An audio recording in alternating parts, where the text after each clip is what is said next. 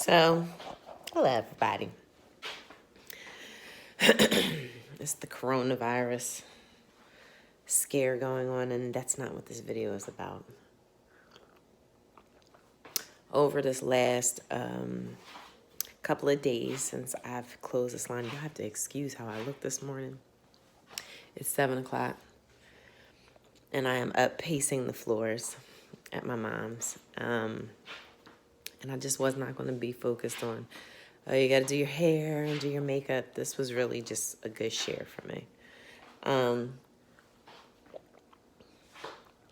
Last Friday, I decided to get a tummy tuck, lipo, and when I was 25, I had breast implants put in, and I had to get a revision anyway, so I decided to put them in.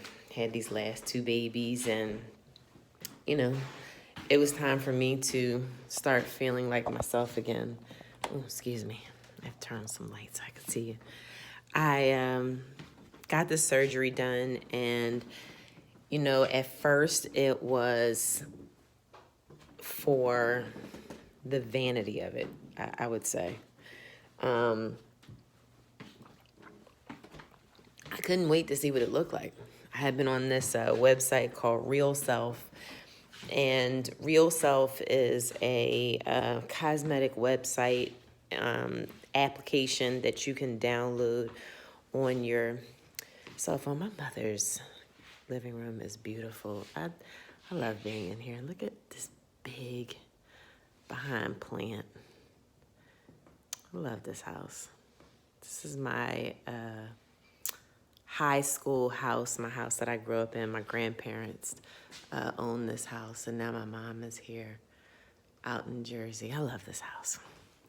But I'm walking around, and I'm stretching my legs, and I'm admiring all the things that I loved about being here, and that I'm resting at her house, and she's been taking care of me, and she's been doing such a good job.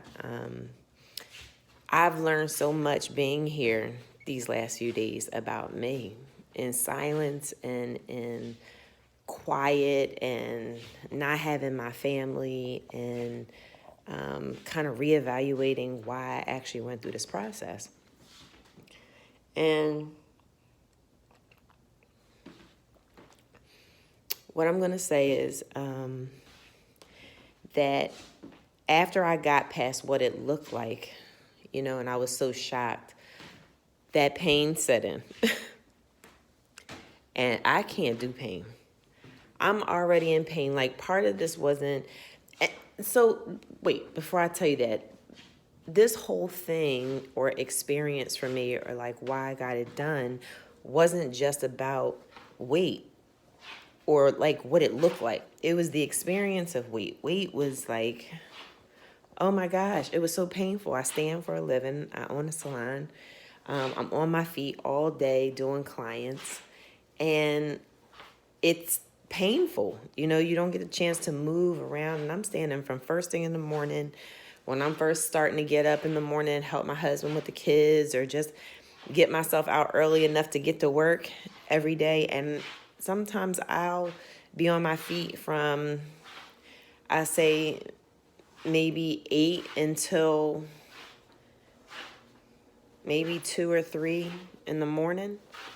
And that's like a back-to-back experience. That could be like a Thursday, I'm in there from 10 a.m. until maybe 11, 12, sometimes 1, you know, getting out of there. And I'm standing the entire time and moving, not sitting.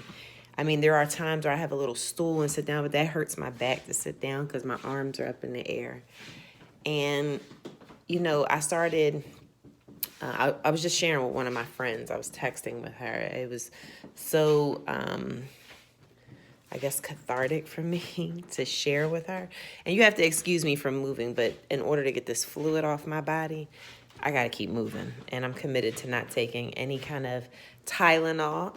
Thank goodness I took only 3 of the pain pills that they gave me, Dilaudid, and it works. It works. But I found that I got nauseous from it, and I didn't want to take that. And the doctor, I'm so glad he called me the second day. He said, no, The Dilaudid is only for the end. Like if you are just in complete pain and the Tylenol is not working enough, you know, take the Dilaudid then. So,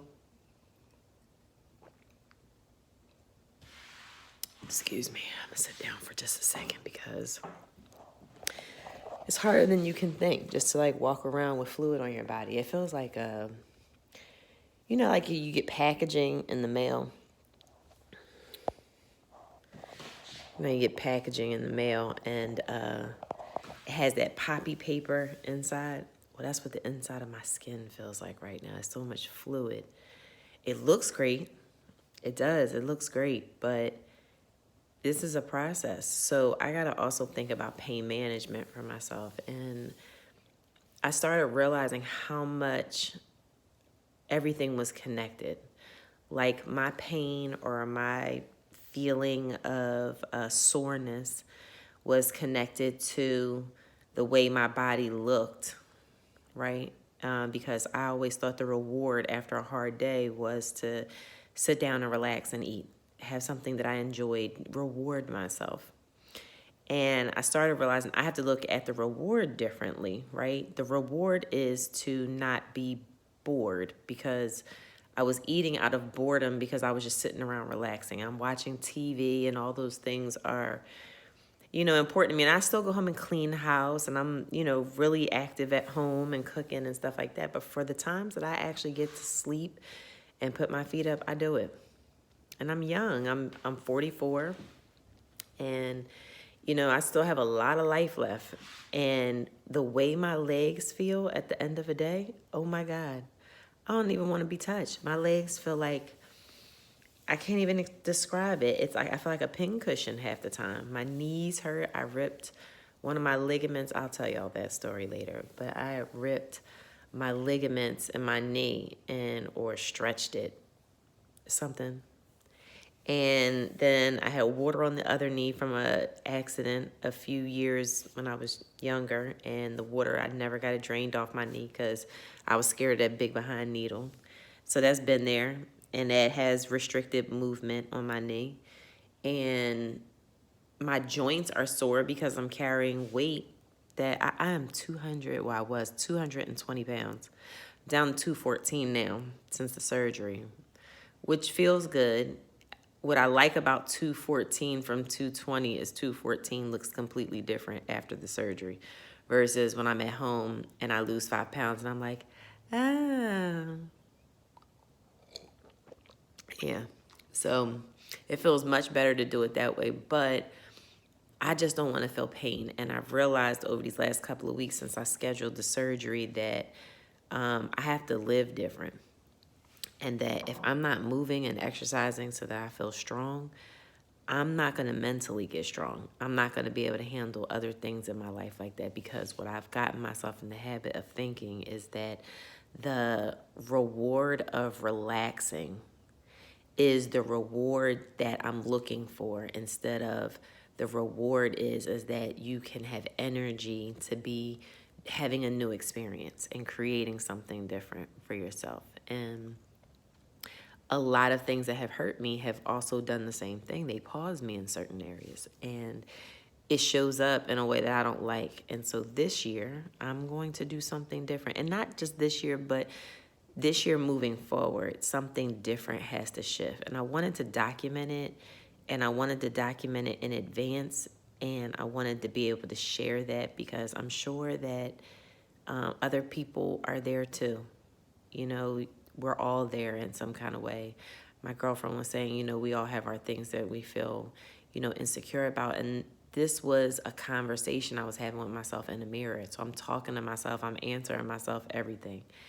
And what I was saying to her was, you know, my arguments, I have to be right. And that's in any situation. I want to be right. And it's the one thing that will block me in so many areas. It shows up every single area. And that's something that I want to change. I don't need to be right. I need to be loved. I need to love myself. I need to fall in love with myself again for my health and wellness and my mental health and, the way I talk about myself. I don't want to say negative things about how I feel. And I also don't want to feel negative, period. Like, pain is negative, and I don't want to feel that. And so as I'm getting older, I know I'm going to go through that. And so not taking pain medication, not being on pills, not, having to rely on going to the doctors. And, being an entrepreneur, having to have insurance for myself, and having to go through the Affordable Care Act, that's a process. We just had a situation, and just paperwork, needing to do an amendment on a tax and having to wait for that process in order to get health insurance. Being without health insurance, that's scary. A lot of shit happens. Anything can happen. And to be without it and to not be covered and feel safe, that was scary. And that made me look at my health a lot different, and the safety of my family and being here. And yeah. So I wanted to share this. I think this is such an important space to be in, because you can get in some bad habits sitting in the house, not doing anything. So I encourage you, get up today and move. Don't let coronavirus, don't let how you feel physically be something that keeps you sitting today. Get up, do something different. Experience your life different. Even if it's not physically, like, try to do something physically. Push yourself to do something you didn't do yesterday. I think that's the biggest thing I can share, is do something different that you didn't do yesterday. Because being willing to go somewhere else and get a different, stronger version of yourself, and you be able to access that on your own without somebody else, that's the part of getting strong. It's the mental part. The medication that they have out here for weight loss, that's stuff to mess with the way your brain releases serotonin in there. That's how they control weight. That's the only way. It's changing your mind. And that's also the same thing about life. If you want something different, you have to change your mind. You have to change your mind, how you see it, how you approach it, how you go after it, how you want it, how you have stick-to-itiveness, how you actually manifest that out into reality. We got to be willing to actually live, and live well, live comfortably, and not be afraid. I'm challenged not to be afraid. This is a journey for me, and I feel like if I can be vulnerable with you, maybe you can be vulnerable with you too. And thank you for allowing me to share this with you this morning. I'm not going to talk much longer, but I look forward to sharing this journey with you. It's embarrassing for me to have to talk in front of the camera if somebody else is in the background. I think it's weird. But I'm committed to doing it because I want to be stronger in that area. And so I'll have a conversation with my mom, tell her what I'm doing, so that she doesn't be like, who the hell is she talking to? And having these motivational speeches. These speeches are for me because the only person I can look at into this phone is me. So this is a real conversation. I'm choosing not to lie to myself. I'm choosing not to rely on what I look like to make me feel motivated, because that was the other thing. I didn't want to exercise in front of anybody because I was embarrassed about how it looked. So it was only those little small times that I had to myself. I would literally lock myself in my closet in my bedroom and exercise in there because I was so embarrassed about what that looked like. Oh my gosh, I can't wait till I'm comfortable enough to upload these half-ass naked pictures. I won't be surprised if they show up on the internet. I done showed so many damn people the before pictures, but don't show people your pictures until you're comfortable. So crazy. But yeah, let's get strong. Let's live. All right, guys, this is Anika Thompson Staples, the first day of my documented journey of getting through pain after surgery. On the other side of pain. Let's title this Getting to the Other Side of Pain. It's my journey. I'm going to share a lot. Thank you.